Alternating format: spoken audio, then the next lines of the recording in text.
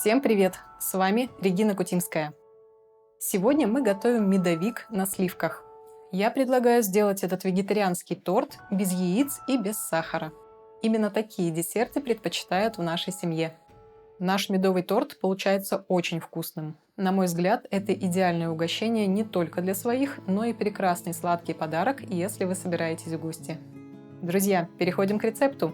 Поставьте, пожалуйста, лайк, нам будет очень приятно. Рецепт медовика на сливках включает следующие ингредиенты.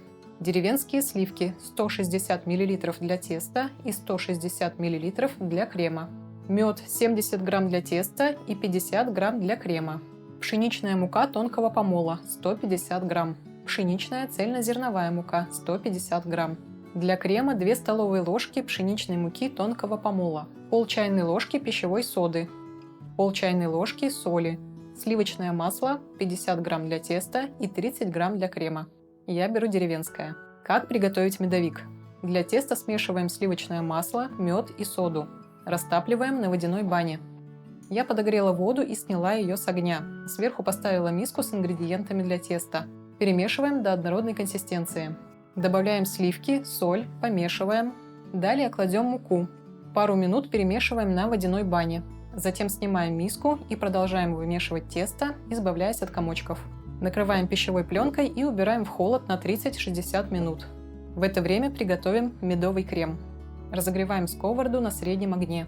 Кладем сливочное масло, растапливаем. Далее кладем муку, помешиваем. Добавляем сливки, доводим до кипения и, постоянно помешивая, варим крем 2-3 минуты. Снимаем с огня, добавляем в крем мед.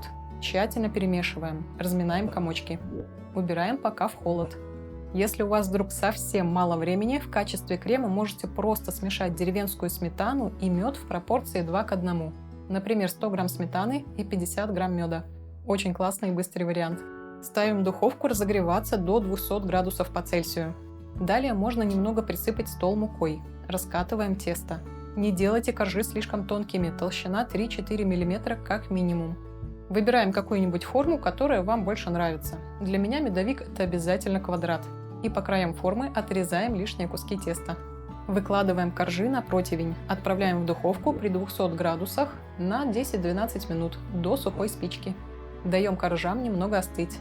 Отрезаем края при необходимости. Выравниваем коржи.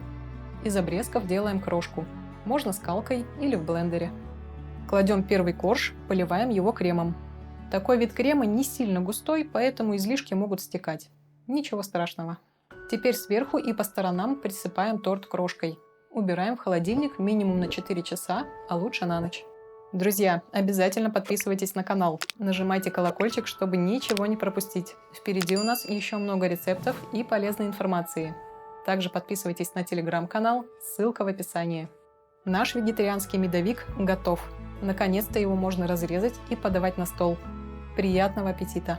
У нас получился совсем небольшой тортик весом 500 грамм. Если вам нужен торт покрупнее, берите в 2-3 раза больше всех ингредиентов. Можно сделать больше этажей из коржей.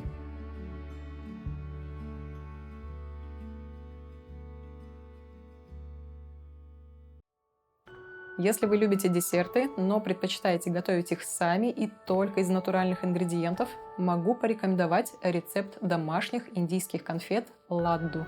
Рецепт в подсказках.